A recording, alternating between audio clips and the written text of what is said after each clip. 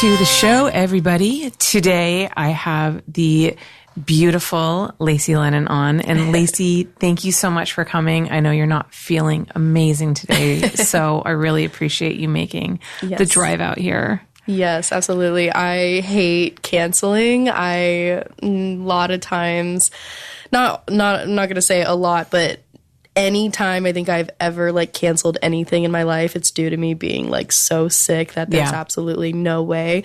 Other than that, it's you will find me with my Pedialyte and I will be there anywhere that I need to be. I'm the same. I'm I have to be on death's door for me to cancel. And sometimes that's not a good thing because I'll push myself too hard. I once got bronchitis because I just kept working through the sickness, and I was literally hacking up a lung on set. And I was shooting for a client, and the client was like, you need to go home. Yeah. He was like, you're going to get the rest of us sick. And I was like, oh yeah, other people. I forgot. Exactly. I know. That's the thing. It's it's so weird because it's this fight between okay, I want to be the strong, responsible person and never cancel and be super reliable and all power through being sick because I'm that kind of person. But then it's well, then you get other people sick. So it's this battle. It's exactly. What do I do? And that's, do I cancel on people and piss everybody off, or do I show up sick to set and piss everybody off? It's what the fuck do you do? Exactly. I think that I've learned, especially within the porn industry specifically, is do not be that person. It's not, coming to work and sitting at a desk job you are with and around other people. So your actions do affect everyone around you. Yeah. So you have to be, very courteous to those that you cross paths with. Yeah. Because otherwise it's just I'm very much so, I was always that teacher's pet that is no, I'll be there for anything and everything. And I've kind of had to learn, as an adult, it's yes, okay, can you do it? Of course you can, but should you? No. Right. Yeah, that's the question, really. It's the can and the should. Yes, the can and you should. And then it's as if I just go home and if I rest it off, I'll be back on my A game within no time versus, trying to push myself over the limit. Absolutely. Because my 100% is willing to be pushed out to 100, to 10 to 120. Whereas if I'm not feeling 100%, even if I push myself, I still won't even make it to that 100%. So it's kind of, just outweighing those possibilities and what I can and can't do. So, yeah. And you said, and you're on the tail end of it. You said luckily. You're feeling, so you're at that point. I think you're only contagious in the first few days. The problem is that you're usually contagious before the symptoms show up. Yeah. So you're usually your most contagious before you even know you're sick. Yeah, exactly. So I think I'm definitely finally now on my downhill, which is awesome. I think I've yesterday came up at the very tip of the peak, and this morning I woke up and I'm slowly sliding down, but I'm butt scooting down the hill is kind of more so what I'm doing. I was I'm not running down the hill yet, but I'm butt scooting, so I'm making my way. So the first time I heard about you was from our mutual friend, Mike Quasar. And Mike, as we all know, is somebody who isn't afraid to say what he thinks and say what he thinks about people. Yeah. And getting a compliment from Mike is not all that common.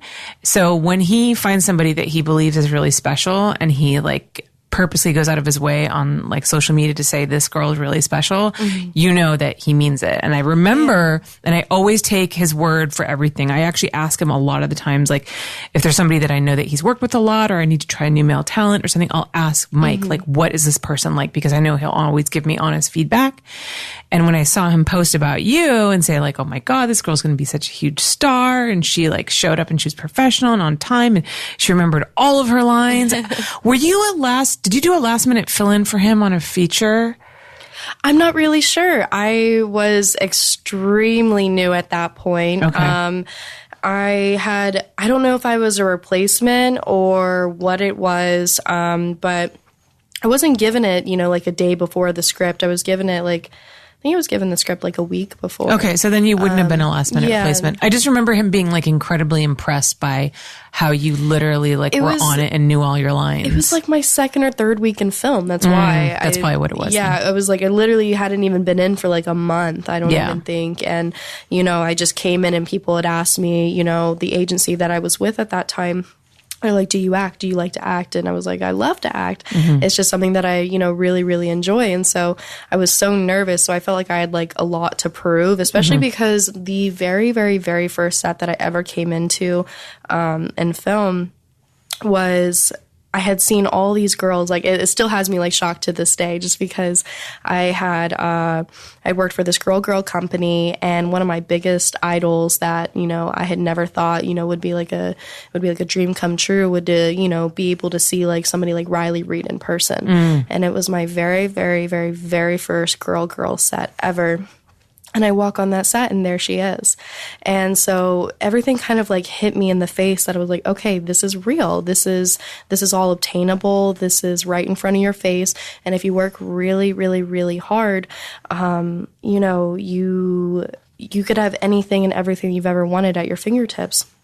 So fast forward to when I'm, being asked to getting, if I like to act and if I wanted to read some scripts and if I was interested in something like that, I absolutely said yes. And so it meant so much to me, and it made me so nervous. It made me too scared to fail, because I wanted more of those moments of being around these people that were big names and big stars, because that's where I saw my potential name shining, was with them. And so there was no way that I could be at that point in my life or my career if I didn't try, and if I, didn't try as hard as I did, which was, freaking out in that makeup chair, making sure that I had my script memorized way before I even got there. I was, saying my lines into my app on my phone, reading everybody else's lines and then my app on my phone, and being in the shower and playing it, for myself, making sure that I got all of my lines, just because I was so nervous around, the community of people that I was casted with and the potential, where my career could go. And I kind of, for me, it was setting the foundations of my career and setting the foundations of who I am.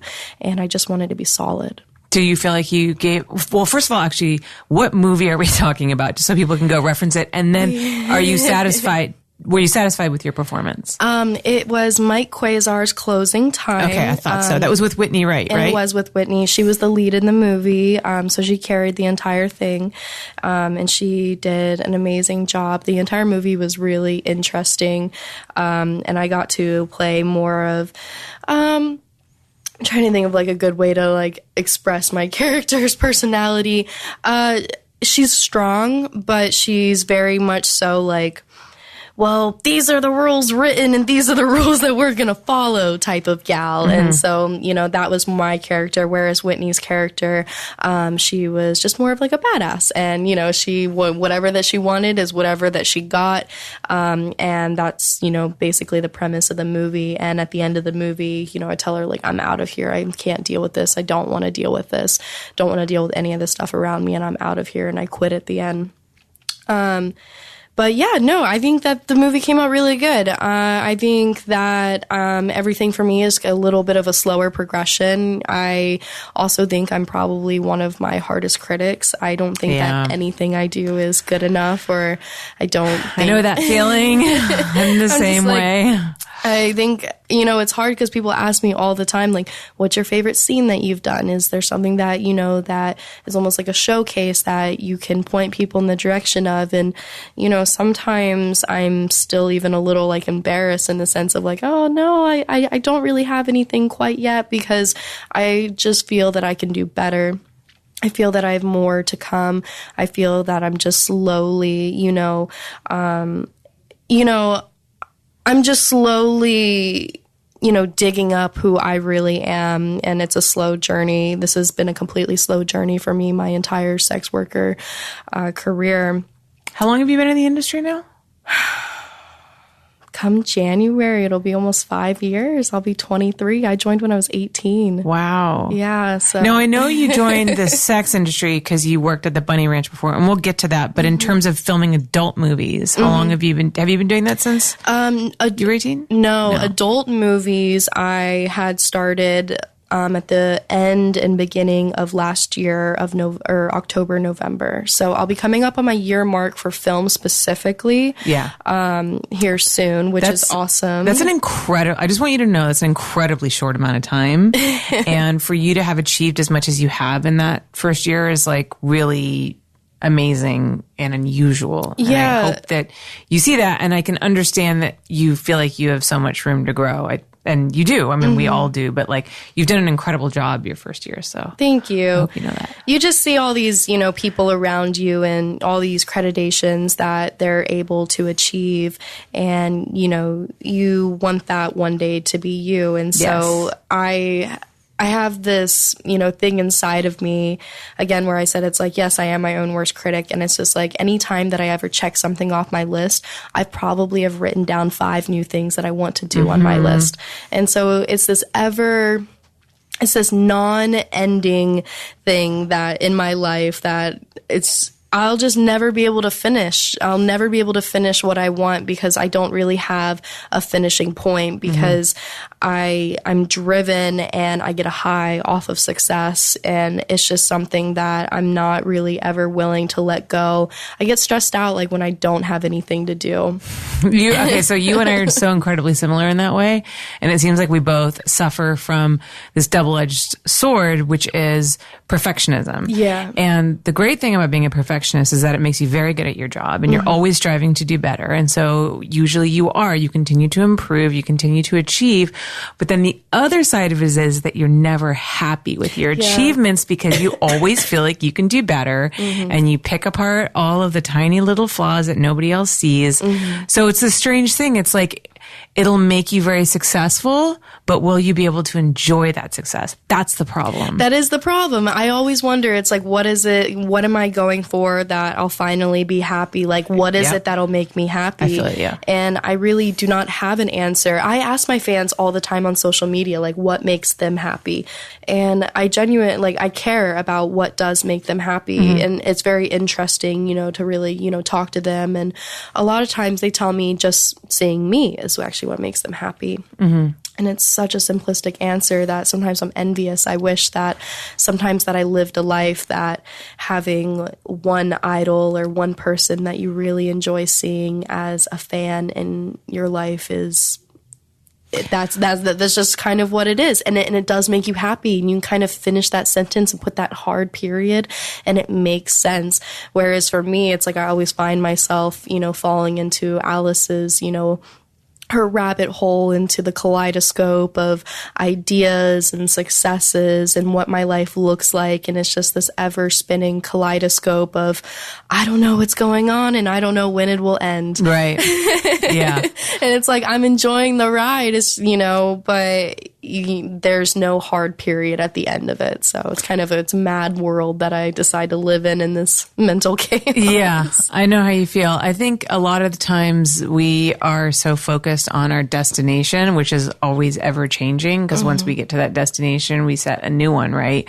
So it's just finding the ability to be present and enjoying the journey, I think, is probably one of our greatest challenges. Yes. And it's something that I deal with a lot. And especially as I've gotten older, it's something that I've focused on a lot more, trying to really incorporate in my day to day. I've started doing things like gratitude lists and every day really trying to remember to be grateful for the things I have. And then sometimes just taking a pause in a moment and kind of collecting everything around me and being like, okay, so grateful for this moment. A couple weeks ago, I was with my parents. I was at the ranch. I was sitting out by the pool with them. It was a really nice evening. The sun was setting. There was a warm breeze. My boyfriend was there. And I was just okay, collect all of this. I'm like, that sounds right nice. now. Right? Exactly. I'll trade places with you for a second. But Molly. here's the problem is that, and this is something that is so common in so many of us, I think especially now in this world where technology and instant gratification drives this incessant need for more and more and more, is that it's really hard to enjoy that moment when you have it, because for me at least, I'm usually thinking about, oh, this is such a great moment. And then the anxiety voice comes in, but it's going to be over soon. Yeah. That moment's going to be over soon, and you're never going to have that moment again. So, why even enjoy it? Because it's going to be gone. You have one of those little guys too? Does he just hang out on your shoulder and just whisper in your ear a little bit? He can be very loud. It's very hard to keep quiet. That's definitely a problem. And I think that's just something that I'm always going to have to work on it. It sounds like you probably will too. Oh, yes. When I was young, for many, many, many years, I was on really strong antidepressants, anxiety, and then sleeping medication. And it was about a year and a half ago that I completely detoxed off of all of that. So now I live back in a world full of anxiety 24/7. But it was a really big change and something that I had been on this medication since I was like 14, like 14 to like 21 and a half. So I was on it for a long time, every single day. But yeah, I decided that, there was just like this mask over like who I really was, and I couldn't really see as clearly as I wanted to. So it was just something that I had to get off of. And now I live this life that though I do have a lot more anxiety, I'm able to fight back my anxiety with my own voice versus having, this medication. I kind of masked it and kind of just listened and, it was just like, oh, okay, well, we're just going to ignore it. Now it's like without being on that medication, I can tell my anxiety and be like, no, the person inside of me is saying no. Yeah. And I'm very grateful that was something I had to like grow up and, really mature and really realize for myself, though it helps some people, and which is amazing. It didn't really help me. If anything, it was wanting and making me, want to go into my bedroom and go cover myself up with the covers and just seeing all these ideas and ambitions and goals, just walk out of the house and me being okay with it. And, I kind of had realized, no, I'm not okay with that. And I'm tired of watching everything around me and feeling that, oh, I'm a little bit tired, so I'm actually going to go ahead and give up. And now I live this life of, no, I don't give up, which is really awesome. And it's helped out a lot because there's sometimes I get really like tough and hard on myself during some of like my emotional states, which I'm very quiet about. A lot of people, they never get to, see or hear that about, especially in the film industry, just because it's a very high school type of, place. So it's like, I don't want my words to be misconstrued anywhere. Right. Especially like if I tell somebody, oh, I'm having a bad mental day, I don't want somebody to just go ahead and be like, all right, let's go ahead and slash your career. Yeah. Or like spread the idea. I think, and that's a big struggle too, because the idea that mental health is something that's kind of taboo and that people can't talk about, and we should never be open about the struggles that we have, I think is something that people are only starting to break down now, because it is something that there's a big stigma around. Yeah. But we all suffer from problems, we all suffer from depression and anxiety and all that kind of stuff. And so I think the more that people are willing to talk about it as much as they're comfortable, I think it can be really healing for themselves. And I think also too for other people, because they're like, oh my gosh, I feel the same way. And people who might look up to you would be like, oh my gosh, I feel the same way. Like, maybe it's okay that I feel this way because she feels this way too. And, and it kind of like, incorporates like that human connection that I think a lot of us are really missing these days. Intimacy, exactly. Intimacy doesn't have to, start and stop in the bedroom. Intimacy can just be within a friendship. It's a little why a lot of people will use the hotlines, but a lot of people also won't use hotlines because there's a lack of intimacy there. And it's not that they just want to talk to anybody. They want to talk to the certain somebody, and that's more meaningful, and it allows like their heart and their mind to connect. And I find that that's very important.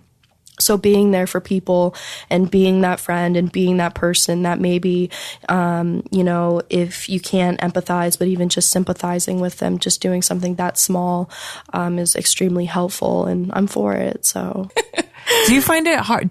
How do you feel about LA? Do you find that there's like a disconnect here? I think LA is great. I think LA is great for what it brings to the table. And what it brings to the table for positivity, I think that it does have a land of opportunities. But I think that for some reason, it more so paints the golden brick road, but it doesn't actually have one. It televises one, for everybody to see across all the lands. But then when you really come here, it doesn't really have one. You then have to make your own. And I think that's like the biggest thing that people have to realize out here. I think within our industry, especially out here in LA, a lot of people, they they want to add stereotypes to it. They think you got to come out here, you got to party, you got to be, you know, this type of person. Yeah, meet the right people. You have to meet the party right with people. the right people. Yeah. You have to get into the right areas. Oh, you don't like LA until you've met this right person, till you've been to the right area. And you know, just for me, that's not really how I live my life. And, you know, with the party scenes and everything like that, you know, because originally I was a girl that was going to go to college, and, you know, I was going to be some sort of an entrepreneur through there as well, you know, within my life of some sort of way. I was still going to be extremely business successful in some sort of way. So no, I've never lived my life like that, wanting to meet the right people and get in with the right crowds. And I've just never lived my life like that. And so like when I come out here and it's like, I want to meet people who work hard, people who are dedicated, people who are real, people who are not, you know, painting themselves with this, you know, facade of, you know, these materialistic objects of why it makes them so good, and their credibility with their social media status and all. I've never cared about any of that stuff. Because some of the world's richest and most famous people on this planet don't have any of that. And it's like, that's not how they live their life. They're not out there partying. They're not out there, you know, trying to rep their Gucci on their Instagram, you know, page and by going live, or, you know, hanging out with strippers, or, you know, hanging out with famous celebrities and, you know, recording those videos and trying to make sex tapes with them. None of those people who are extremely successful, who laid down the foundations for American business, are doing any of that. And that's just, those are not the types of people that I idolize, and I've never idolized. And I still continue to be baffled at why people do idolize these types of people. And they're all bred here in LA. Yeah, I mean, there's definitely like a huge facade with social media, and I mean, you know, I think we all do. It's hard to tease out like your real life from the social media life, because I do the same as I think everybody does. You put like your best posts on social media. You know, like I had a great, even when you didn't have a great shoot, I had a great shoot today with so and so. Of course we did. Even if you didn't, you know, we're like really proud of this like collaboration, even if you're not. Like, this person's so great. No, they're not really, but it's just like, you know, and then like trying to be authentic to yourself and trying to kind of separate out those two people. I will tell you, like, personally, I don't have a lot of close friends. I really don't, but most of them do not. I won't even say don't work in the adult entertainment industry, just don't work in entertainment. The problem is that with me, with making friends, first off, people look at my age. I'm 22.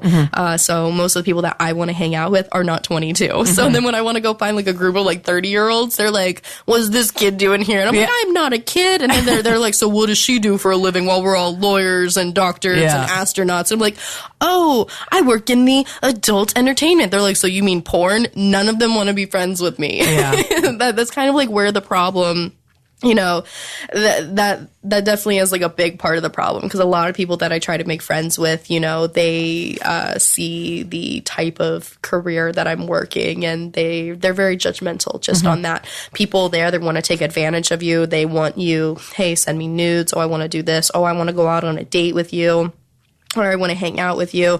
And then from there, it turns into some sort of like harassment type of situation. Or if you say no, unfortunately, it's not very safe, you know, to make friends outside of the industry. And then the other half of the people are just extremely judgmental. They don't want to be your friend. They want nothing to do with you, and they want nothing to do with that. So you feel like the stigma of the adult industry, like, out there surrounding you. Big time. When I'm looking for like genuine relationships and friendships and, you know, things of that sort, yes, I find it extremely hard. I think especially when you're trying to be real, you know, you go up to somebody, you're like, I want to go out to a nice lunch with you because I just want to be friends. And again, if they're not inside the industry, you're dealing with one of those two types of situations where they want to take it one step further because they want to see how much that they can get out of you. They just don't only want to be a friend. Or the other half, they want nothing to do with you. And then inside the industry, I've tried to make friends, you know, with people inside the industry as well. 99% of them, going to go ahead and split them into two other groups as well. You have the one half, they are, oh, okay, well, let's get on Snapchat. Let's take pictures of our lunch. Let's do some content afterwards. I'm like, no, this is my day off. I don't want to do that. I would just like to hang out. Would really like to just have a nice lunch. And then, you know, I would say the other half in the industry, they just flake. You know? And they don't even, and they don't even, you know, it's not even a matter of, oh, I'm doing something really important. It's like, no, I'm just flaking on you because I'm kind of just being an asshole. And I've decided that I have something better to do. And you're like, cool, thank you. I can tell that you're not being that serious. And then they're just going to go ahead and not text me for forever on. And I'm just like, that's not how it works with me. I get long distance relationships and friendships and, you know, I get that. I grew up a military brat. I grew up very long distance. You know, I would go months, you know, year, you know, without speaking to close family, you know, to this day. Same as I think. I'm okay with that. But so you're kind of used to isolation because you moved around a lot and you would create friendships and then you would have to move. Exactly. Right? Yeah. I can imagine that'd be difficult. And a lot of the thing is a lot of those people that I was friends with back from being a military brat, I can rekindle with them so much faster than I could rekindle with somebody in our industry because of the lack of genuine personalities. It's like, if you don't want to hang out with somebody, you don't want to be around them, and all that you want to do is just have content with them, and you just want to, you know, be social media people for the day, then you just need to say that. Stop putting the word friend in front of it, because there's a lot of abuse and usage that happen in this industry, which creates a lack of trust. And that's why everybody feels the way that they do. And, you know, when people walk into rooms, why there's cliques in the industry, you know, a group over there, a group over there, a group over there. But for some weird reason, you know, during small talk, everybody loves each other. Then you get them in one big room with each other and nobody wants to hang out with each other. Why? Because they lied. I don't know really what else to say. I'm just like sitting here. I'm sitting back. I watch it all. Like I look at it. And I was like, come on, guys. Why don't you guys just be a little bit more real? So it all gets very complicated, I think. And it's showbiz where it's showbiz. I think that's also part of the biggest part of the problem is, you know, we're not meant to be as authentic as possible. We're supposed to be a fantasy. And I can get very difficult, and it can also get very mind-boggling, you know, again, where you had said, you know, trying to make the difference between, you know, the showbiz and keeping the fantasy, but also trying to stay true to yourself makes it really difficult. I find that 99% of people are really, really, really good at selling the fantasy, but they're not good at coming back to who they really are. And describing and telling people, hey, there is a difference. You know, I'm going to go ahead and cut this just for a second. We're going to go ahead and be real just for a second. People don't want to do that. But also, too, I wonder if people don't know how to do that. I don't think that they do. I agree. I don't think that they do know how to do that. And even myself, I think that I lack that skill sometimes. And it's something that I'm currently trying to figure out about myself and, you know, for myself is how can I connect the two? So that way, you know, stage name aside, you know, the real me and then the Lacy Lennon, that way I can kind of come in the middle and harmonize the two without having to be like, who am I today? And I think that there's really amazing names, you know, in the industry that are able to do that.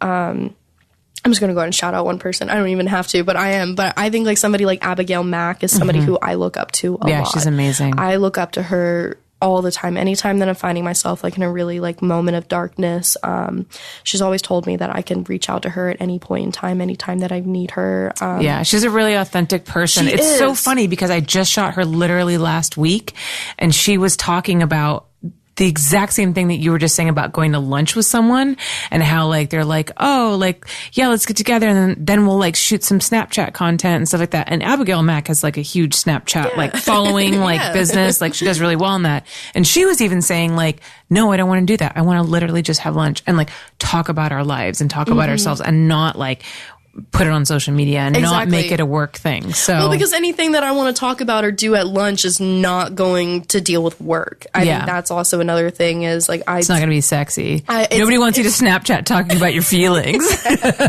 Exactly. Like I want to talk, like I want to get into politics. I want to get into science. I want to get into, you know, the podcast that I listen to.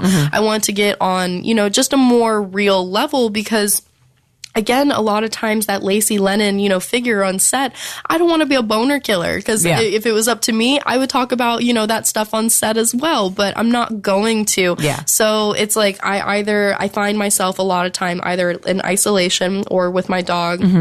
And, you know, I don't mind being by myself at all. It's something that 99% of the time I prefer, you know, to be alone. I'm very independent. I'm an Aquarius. So I very much so. I love to just, you know, be an individual, and I don't like to have any restraints or anything. I think that if I had more people that I did connect with, and more people that I feel like I could, I'm like, why am I like missing out on this word? Starts with a C. I'm like, we already said connect, so it's not that word. No, it's not connect. Oh man, scratch that. Jeez, I wish that. That's okay. I just lost it. I do the same thing. I'm like, I'll be on this tangent, and I'm like throwing all these great vocabulary words out, and then I'm like reaching for the one that's going to make me sound so intelligent and so verbose, and you know what I mean, like all those things. And I'm like, and then I forgot words. I know. It's exactly what I just felt. And then it just ruins the whole like point that I was going to make, and this epiphany that I had. And yeah, I know. It's all good. I get it. But just to, I was like, yeah, I've lost it all, Holly. I've lost it all. Aw, that's okay. You know what? Actually, that's perfect, because we need to go to a commercial break to hear from our sponsors. And when we come back, you're going to remember that word, and we're going to talk about the Bunny Ranch. Perfect. We're going to talk about some new projects that you've been working on, and a project that you and I have coming up. Awesome. Yay. So stay tuned, guys. Nice. Fuck. See? Stay tuned, guys. Are you a fan of my podcast, Holly Randall Unfiltered? Of course you are. Well, I need your help to keep this show going. This is why I've set up a Patreon account where you can donate to support my show. And in exchange, you can be eligible for all kinds of cool, fun perks and prizes, which include autographed DVDs and books. See, guys, she's actually signing shit. Free membership passwords to my website, hollyrandall.com, free mugs, pens, shirts, bags, all kinds of really cool stuff. So take care of me, and I will take care of you. I will not only be able to continue to produce this podcast with really awesome, inspiring content about your favorite adult stars, but I will also give back to you in terms of all the cool, fun perks and prizes that we offer. So please support me at patreon.com/Holly Randall Unfiltered. And thank you guys so much for your support. I could not do this without you. So we're back. So Lacy, let's talk a little bit about your beginning in the sex industry. So you actually started off working at the Bunny Ranch, correct? I actually started out camming when I was 18 back in college. So I was working for, honestly, I don't even want to shout them out because I hate them. It's kind of like sickening and gross how I like got into the industry. Do I look crazy? Come here. You never look crazy. You always look beautiful. You look beautifully disheveled. There you are. like took a shower and I was like, just like to do my hair, just let it like be free. I was like, I'm just gonna like let it be free because this is the normal me. Yeah. This is all about who you are as a human being. We're not doing the fantasy Lacy Lennon right now. That's later. That's in a couple days. That's later. But yeah, no, I first started out back in college. I was arrested. And so I was arrested back in college. I had gotten into basically a fight with a man, and a whole bunch of, crazy stuff happened, and I went to jail, and how it ended up turning out was all the charges were all dropped. I just knew I was about to cough. Okay. All the charges they were dropped, because everything was basically a lie. I was being, set up. It was, really bad. And I held my own. And so I, at that time, was working in college. I was paying for all my own schooling, everything out of my own pocket. And I was working over at BJ's Brew House, and wasn't making a lot of money. And so when this happened, when I needed the court fees and when I needed a lawyer and my family, you know, was trying to help, it really like it upset them, you know, because they didn't have the money to give, you know, honestly, that's not something that they ever expected to happen, you know, in my lifetime. Because I wasn't really one of those kids, you know, to, you know, do something like that. And so it really like freaked out my family. I felt awful, completely awful. And I was like, how do I make this money back and make it back quick? And I was not a good dancer. So I was like, there's no way I could strip. Back when I was like 18, I mean, I was just so nervous. I grew up going to church. I grew up, you know, wearing, even to this day, there's just certain things like I'm not, you know, a very showy type person. You know, maybe I'll wear like a little bit tighter clothes, but it's like I've never a person that I wore like complete button up polos up to like my very like all the way up here. I would never show any skin. I was like Sunday's best was every freaking day. Yeah. And so this just wasn't something that my family expected at all. And so I needed to make the money back. And I always had wanted to be in film, adult porn, when I was younger. Back when I was like 13, 14 years old. Like I remember I had picked up, I think it was even younger than that when I picked up my first Playboy and I had taken it from somebody's house and like I just could not stop looking at it. And I started, you know, doing internet diving and I had like this crazy dream back in high school that I was like, I want to be a Playboy model. I was like, I would love to be in the adult industry. So these women are beautiful, they're confident, they're sexy, something that I wasn't, especially at that time. I was not like that at all. I was so timid and so scared, but I wanted to be free. I wanted to be exciting. Yeah. I wanted to feel exciting and I wanted to be exciting. I wanted to be exciting for other people. And you wanted to be comfortable with yourself at the most vulnerable, which is being naked. Exactly. The women, they felt so beautiful and they were so happy and they were in charge. And I could just see from these photos and these videos. And I wanted that so badly. So I'm back and I'm 18. Go through all this trouble and everything. And I had, you know, all these ideas about what I wanted my life to be, what it could be. And then now I'm 18. I've now been arrested. School's not going so well. My family hates me. You're like, I know, camming. I'm like, what do I do? I was like, oh my God. I was like, the first thing I need to do is make my family happy, which was pay them back. And so I did not know how to get into porn at all. Again, I had seen porn. I had seen all these girls. I looked at myself in the mirror and I was like, there's no way I'd be one of those girls. So I had then reached out to, and it wasn't even like wasn't actually like a real cam site, like My Free Cams or like Jasmine or like nothing like that. And I didn't even know, you know, so I'm like, how do I know? And I, you know, partner up with this person that has this site and it's like, it's camming and it's also partnered like with Snapchat, but not with actual Snapchat. It was that they were using the app. So gotcha. Just make sure nobody ever thinks like, you know, Snapchat partnered. It wasn't like that at all. It was that they were just using the app. Yeah, Snapchat will never partner with anything adult related. So all that Snapchat stuff that people do is through a third party. Exactly. And it was a third party thing and I didn't know, but I was having these girl shows with my girlfriends back in college and I was making easily like $800 a night doing these shows. And I was like, this is the best. Like, and you like girls, right? I like love you like girls. You dated girls before guys. Yeah. So as for me, that was a very interesting thing growing up in the South. Like my family was always just kind of like, no, you don't. It's always just been a phase. It's never not been a phase. Like even to this day, I feel like if I were to ask my mom about it, she'd be like, oh, I think it's still just a phase. Which is hilarious to me. And I'm like, it's never been a phase and it's not a phase. It's just like, if it was my choice right now, like I would love to be like in a pan relationship with like a man and a woman. Like that would be like my perfect world. And it's like, I'm a little greedy. A little bit of both. But I got a lot of love to give. So. But yeah, so I was having the time of my life back in college. Yeah. I was making all this money. I was partying like crazy. School was going okay and good. Work, not what wasn't like real work, you know, wasn't going that well.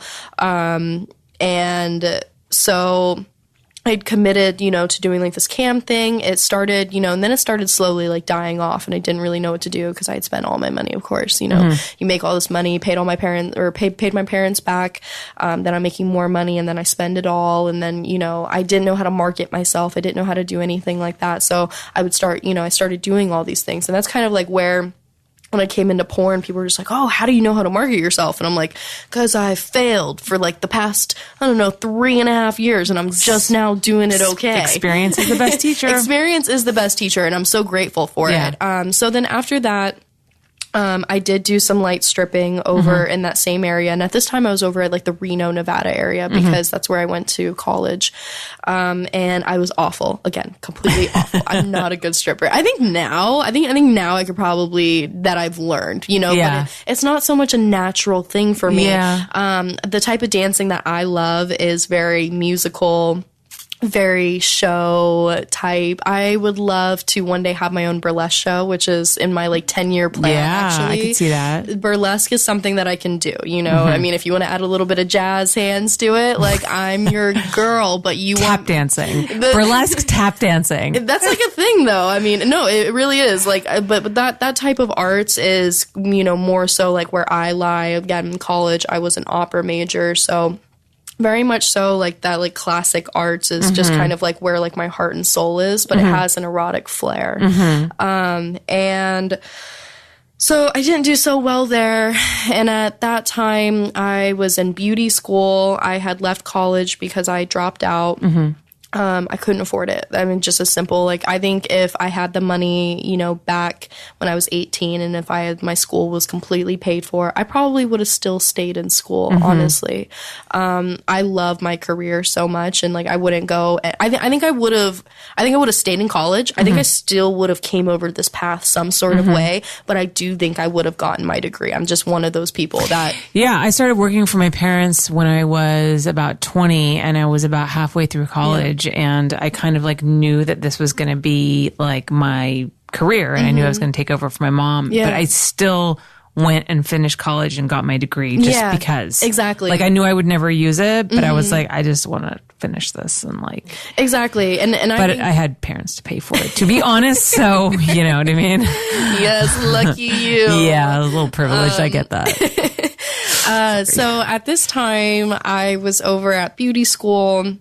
I was working at In-N-Out Burger, and I was working at a warehouse as well. And then I was also working partially over at a nail salon. So I was working like 2.5 jobs while going to school just to be able to pay for my life. Wow. And I had stepped away from the sex industry just because I had cared about what my family thought so badly.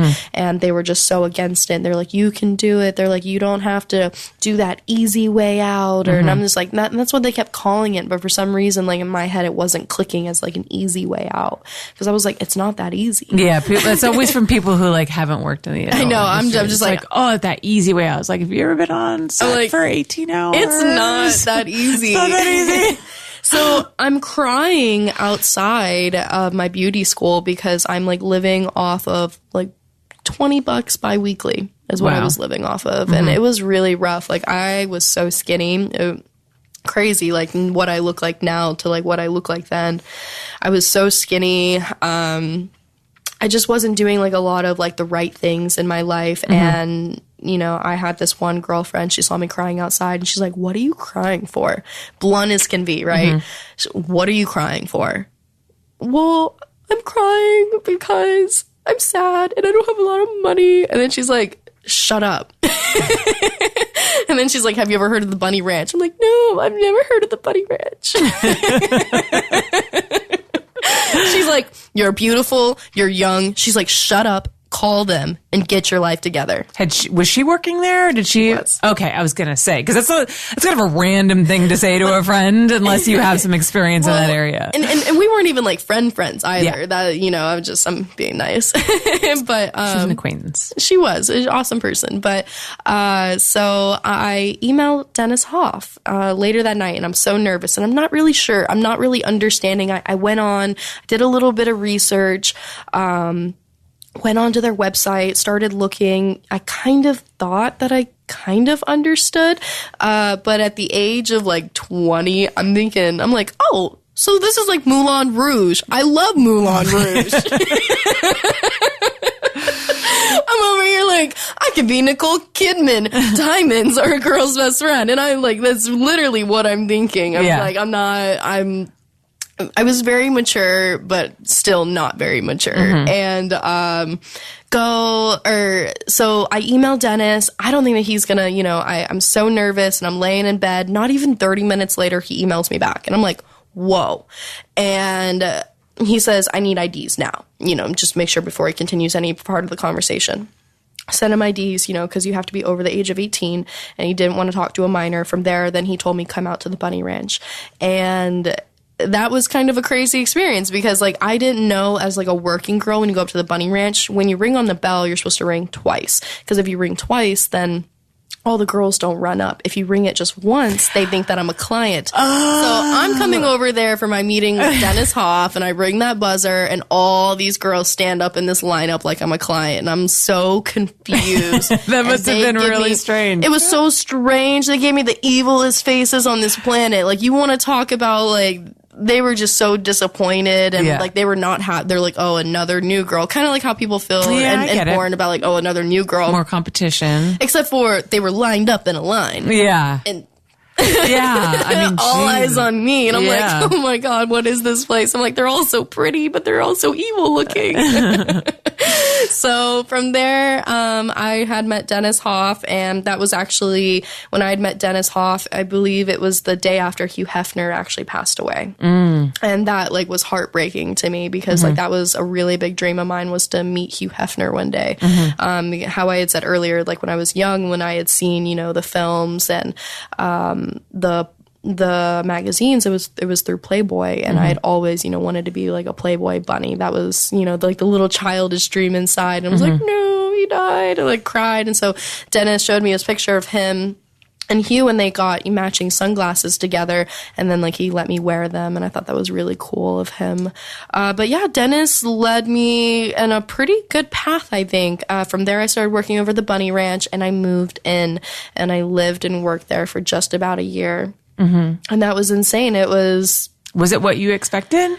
No, I didn't have any expectations. I walked into another realm. It's just like, it's unexplainable. I mean, the place doesn't really have any windows. It's nice. It's very, like, well kept and maintained and everything. But again, I didn't really have any expectations. I didn't really know what I was getting myself into.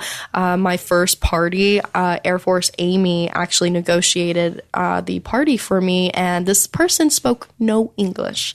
Zero, none, zero. I don't even know how Amy, like, got it out of him. And, like, she just kept, like, yelling numbers at him. And then, like, he, like, finally agreed to a number, and I'm like, what are we doing? She's like, you're having the sex. I was like, is that what we do here?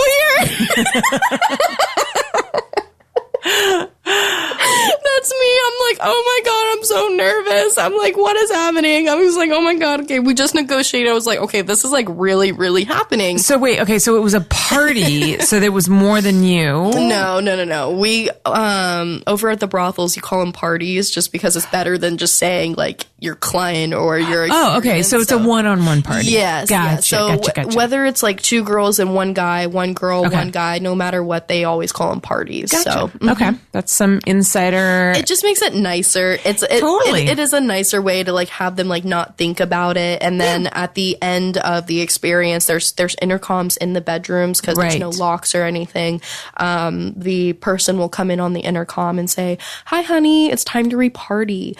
And that's, again, a very nice way, because a lot of times clients will be like, "What's a party?" And you're just like, "It's our experience," versus saying booking, because some people might get really offended and be like, "I just spent $10,000 and you're just gonna think of me like a booking." It's when you, like, put the monetary, like, transactional words in there, because you want to talk about selling a fantasy. I mean, that place is so much more. There are no cuts, there are no edits, there's nothing. So when people are coming in, they're coming in for the real deal. Like, I give those girls, like, the biggest props on this planet.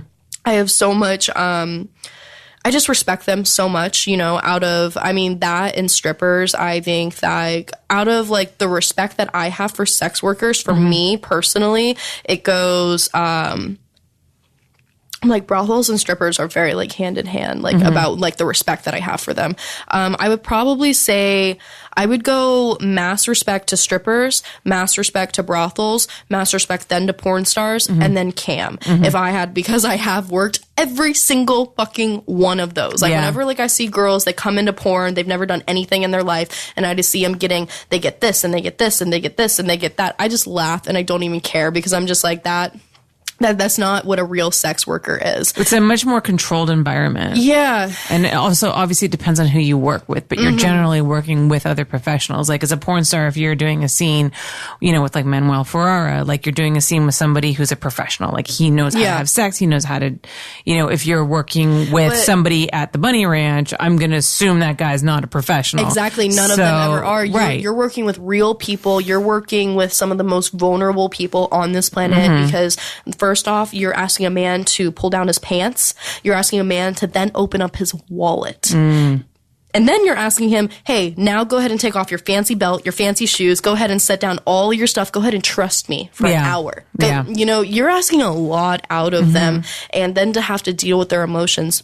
I was going to say, I've heard a lot of people who've done like escorting and brothel work that like only a small part of the experience is usually sex, and a lot of it is so emotional, is talking and just like almost wanting that like human bond. Like a lot of it's just talking. I mean, you're selling, when I say like the fantasy, the fantasy isn't hardcore, crazy, vigorous sex. Like it's not porno sex. And it's not really even what that they want. You know what I mean? Because like, you know, going 1,000,000 miles per hour, you know, on their penis isn't actually what's going to make them feel good. You know, the cuddling and being slow and being sensational and giving them everything that they're lacking in their personal life. You know, again, as much as, you know, that crazy wild sex on porn, you know, how amazing that it looks. Well, that's why it needs to look that way, is because it's purely visual. Because if you have the slowed down intimacy in real life, you're more, it's easy to make them pop. You know what I mean? It's just like, but if you're just visually on the computer and they're doing it themselves with their own skills, you have to be crazy online. You just do. You have to give them those visualizations. But just having that skill in the bedroom, and then again dealing with their emotions, it's a lot, because you have to have real sexual skill to be able to work at the brothels. You can't just lay there and just act like you're gonna get fucked, like, because which a lot of porn stars do, which they do, and there's a lot of girls over the brothels that do as well, and they wonder, oh, I wonder why I'm not making that much money. It's just like, well, first off, you would have to get prettier just to lay there and just to get fucked like that.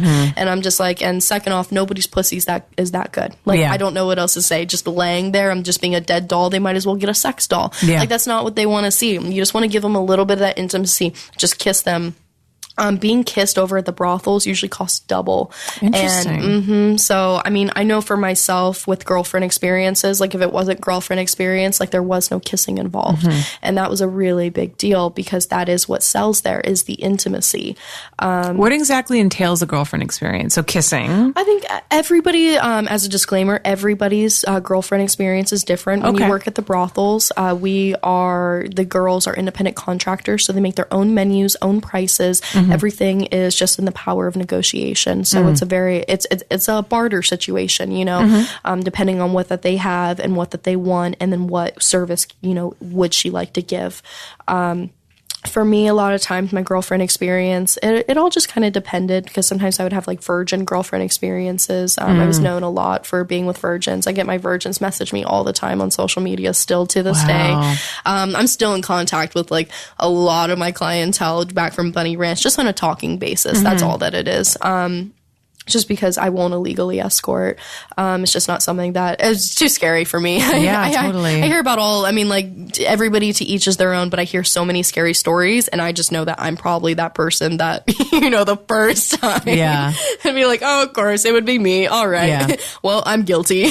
We both know. Like, I'm not even gonna play dumb. I'm like, can I call my parents real quick?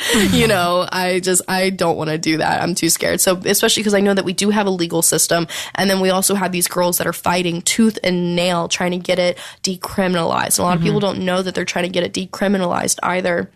which I think is a really amazing and big thing, because if we can get it decriminalized, then we can have more brothels and more safer places for these girls to go. And that's amazing, because not only, see, in porn, we do bi-weekly testing, and over at the brothels, it's weekly. It's mandatory. It's once a week. Not only that, in porn, we have our blood drawn and we're peed in a cup. Over at the brothels, a doctor actually sees you once a week. You lay up on that table. And they actually open you up with a speculum and they go ahead and swab you. They look at you and they take your blood. Oh, wow. So I have a little bit more respect for the brothels, and Dennis had always told me, like, going into film, it's a little bit more of a dirtier game. And I never knew really, like, what he meant until I came into, after he passed away and I came into porn. I would say I was a lot less sick over at the brothels. I think also, too, I would imagine that you're having sex with guys. It's funny because, some people, there's been like a big stigma around, at least things are so much better now, because I think like people are really calling for more equality across the board in terms of sex workers. But, I've been in the industry a long time, and say like 10 years ago, like escorting was really looked down on in the porn industry, and girls would actually refuse to work with other girls who like supposedly escorted on the side if there was like rumors about it. But if you think about it, generally the guys that the girls are having sex with are not people who are having sex with a bunch of other people, like how it is with porn, you know what I mean? Yeah, like exactly. Usually they're not as prolific in their sexual activities. So actually, generally, they tend to be almost like less at risk to carry STDs and give you something. Yeah, I agree. A lot of times they'll be the clients through the brothels. I can't speak for all the other girls, but I know that a lot of my clients were very, very, very nice, that they would actually go and get tested before they'd come and see me. Condoms are mandatory. Going bareback is illegal. That is like, the biggest, why if you go to a brothel, you will have to wear a condom. That's like the toughest part. But the thing is I promise you, they're really that good that you won't even notice that it's there, because anytime that I ever asked afterwards, they were always like, no, I forgot. And I was like, that's what I thought, because you were lacking sex in the first place. Now you're going to complain about sex with a condom? Well, you could just have no sex. It's like, no, that's not about to happen. But yeah, overall, I really enjoyed the experience. I really, really, really did. I mean, and that would lead people to the question, be like, so why'd you leave? Well, the little dream that I had on the inside of, I wanted to be seen, I wanted to grow, and I wanted to feel beautiful. And I'd started coming to a point in my life where I felt that I was starting to really blossom, as like this young flower, and that I was ready to be seen and ready to show people what I could do and what I wanted to do.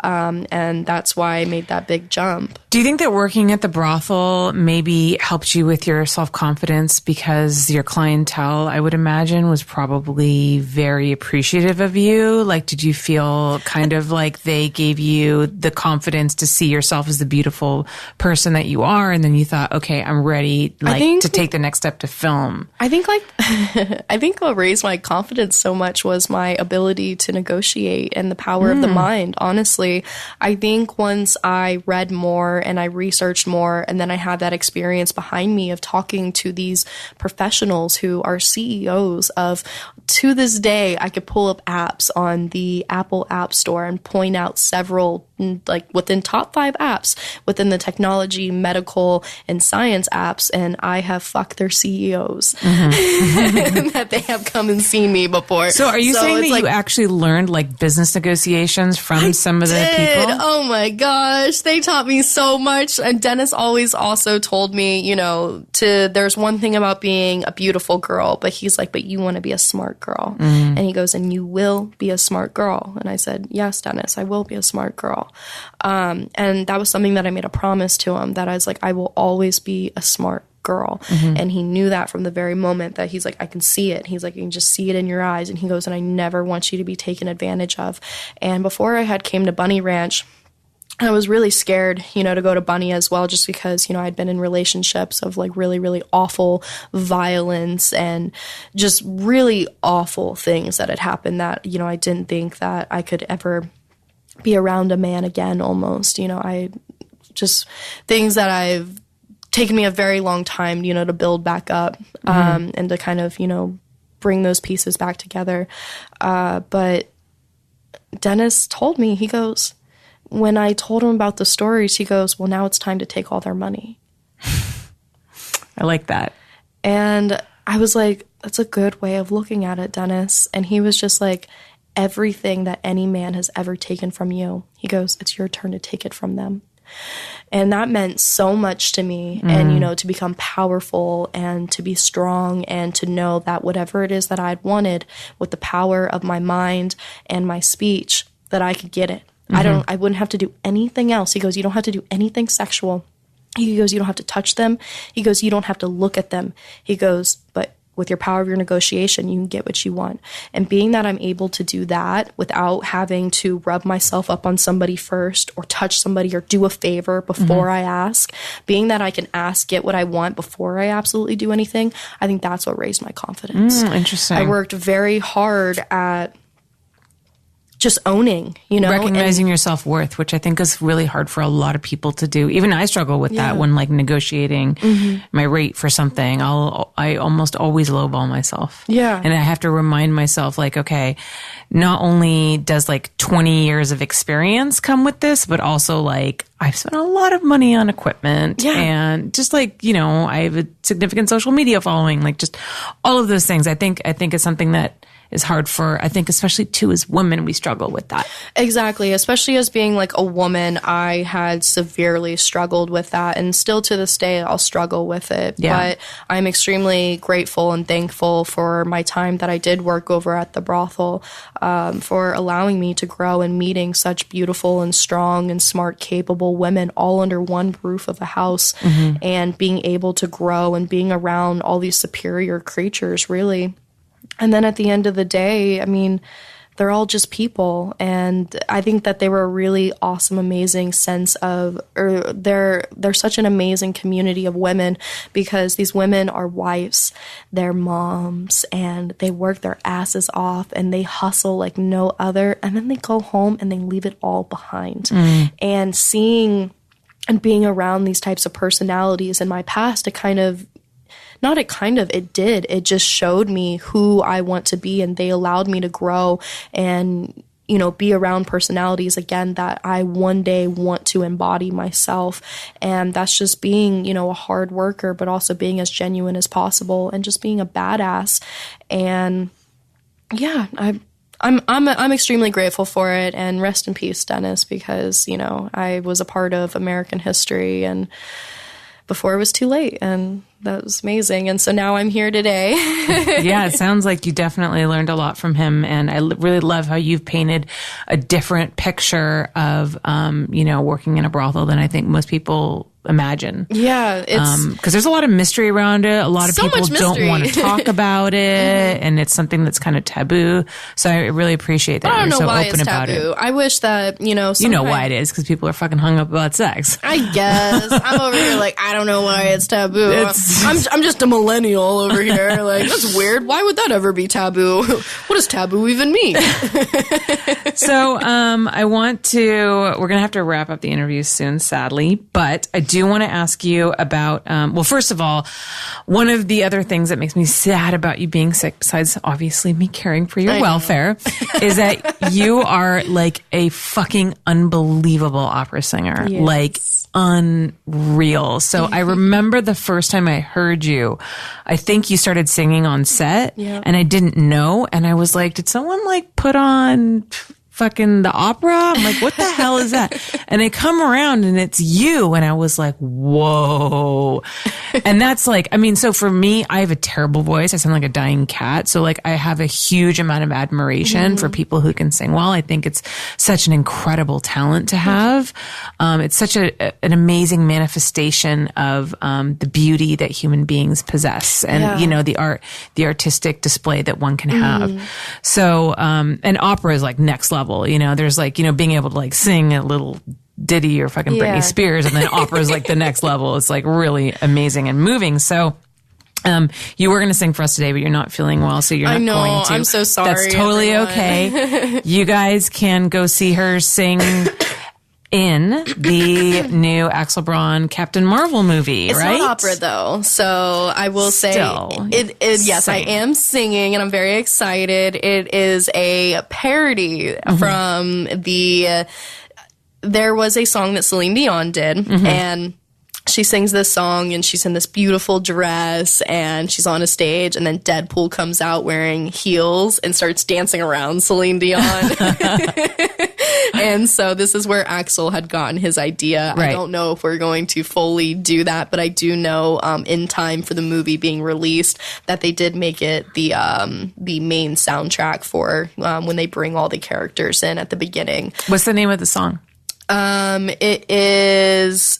I don't know what the parody name is. The parody name is Asses, and because the song was called Ashes. Oh, gotcha. Clever. Yeah, very. So I'm really excited for that. It releases on September 30th of this month, so just about another week. So by the time this podcast comes out, that movie will be out. Oh, yeah. Awesome. Yeah. I'm really excited. I haven't even seen the full movie yet. I haven't even seen a trailer yet, but, knowing him, like, it's going to be epic. It's going to be epic, and it's all secret until, so, but they started releasing some pictures. It's an insane movie just because how the entire process started. Well, I wasn't even in the original script, actually, when he did it, but he needed to add another character, and he needed a female, and he thought of Jean Grey, and he was like, who better yet to play Jean Grey than Lacy? And I was like, oh my God, thank you. Like a little kid inside, because when I went to beauty school, it was for FX makeup. And so something that I love is like, the sci-fi FX, and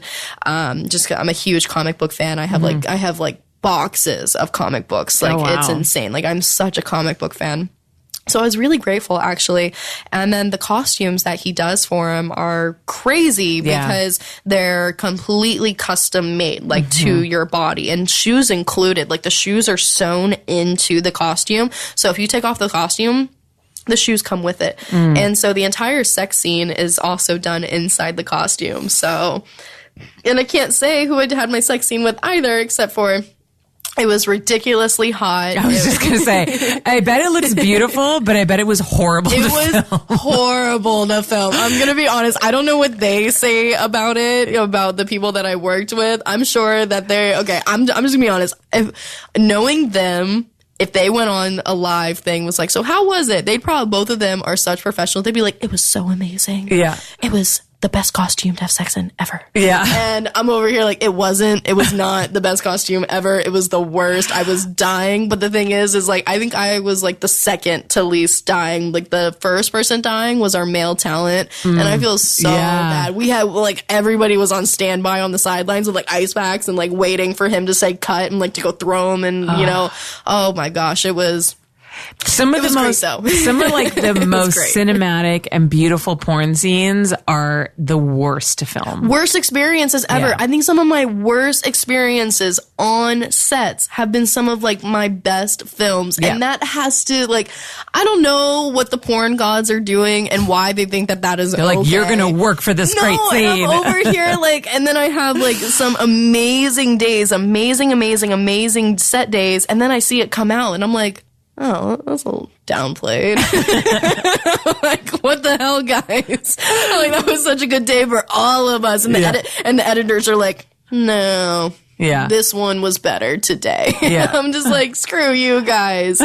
But yeah, I'm really excited. I think the CGIs and everything that I've seen, with knowing how the costumes were, knowing the time that he took, to put the song together and, to get the studio time together, and how much effort that he puts into it. I'm thoroughly excited to, and happy that I was a part of that entire process, because you never know if you get to be a part of them again. So, yeah, exactly. Absolutely. There's like you have to work every scene like it's your last scene. Yeah. That's just kind of how you have to live your life in this career. But I'm definitely excited for it. The main character is Kenzie Taylor as Captain Marvel, and it's her movie, so it's gonna be insane because she's had like several costumes as well, and like some of them were so cool. Like I can't wait. Like I think it was during.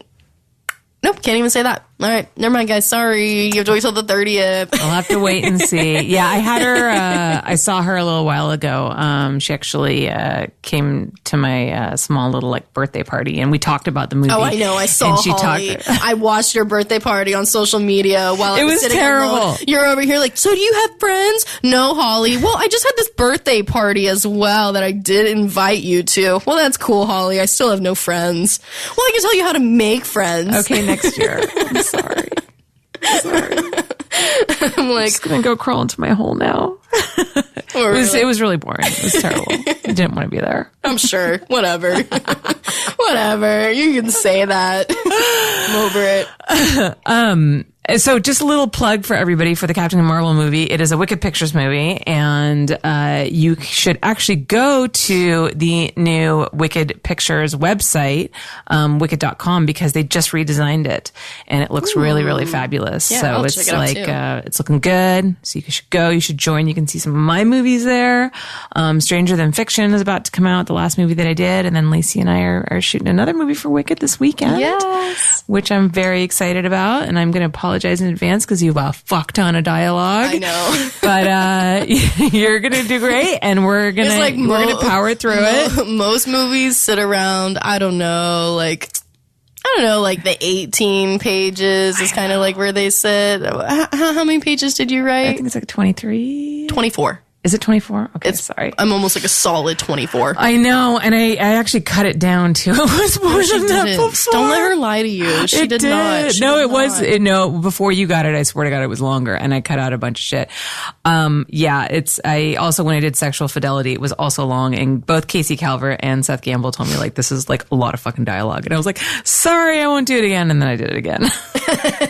Well, that's because, again, I mean, most people don't look at their scripts until like day of. Yeah. So I can definitely be a lot if you look at it day of. But if you just take a second with most of the scripts, just like a day, like tomorrow I'm not doing anything. So, yeah. I already have most all of it memorized.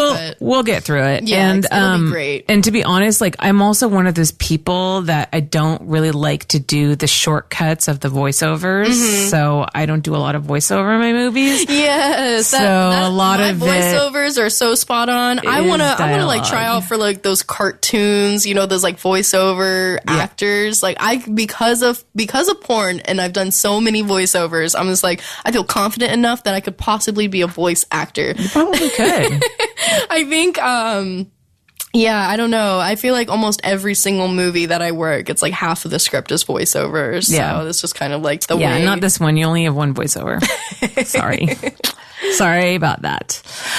All right, Lacy. Well, thank you so much for coming on. It was such a pleasure, and I hope you feel better. Yes. And go to bed. I look forward to working with you this weekend. Is there anything that you want to plug for our audience? Your social media, any websites, anything like that? Yeah, I will go ahead. Again, I'm going to shout out the Captain Marvel XXX and Axel Braun parody that's going to be released on September 30th. So here soon. I'm super excited. Also, I'm working on... This is a long process, but I'm working on an animal fundraising calendar right now. Again, that it's going to be a very long process. Sales should start end of December, beginning of January 2020. All proceeds will be going to our animal society of our choice. We're undecided if we're going to be doing a wildlife society or an actual animal rescue society, but it's still going to be a mom and pop shelter. So we're going to be donating every single penny to that. So everybody be on the lookout. It's a little project that I've been working on at home. And then my social medias, they're underneath the same name for Instagram and Twitter, and they're both at Miss Lacy Lennon. And go ahead and follow those because I'm soon going to have an email list out within the next month, and that you can go ahead and reach out to me for. My email list will keep you up to date on every single new thing that I am up to. And it's just going to keep you currently updated with what's going on in my life. Try to make that as simple as possible because, like, I have a PR, but they're doing really great, but I need to keep people even more up to date just because my life's getting even crazier. Yeah, like a personal newsletter. Yes, so it's going to be a personal newsletter for me. So go ahead and follow my social medias at Miss Lacy Lennon because all the information is going to be on there. So fantastic. Yeah. And you guys can follow me at Holly Randall on Twitter and Instagram. And don't forget, if you want to support this podcast, go to patreon.com/Holly Randall Unfiltered. Thank you guys so much, and we'll see you next week.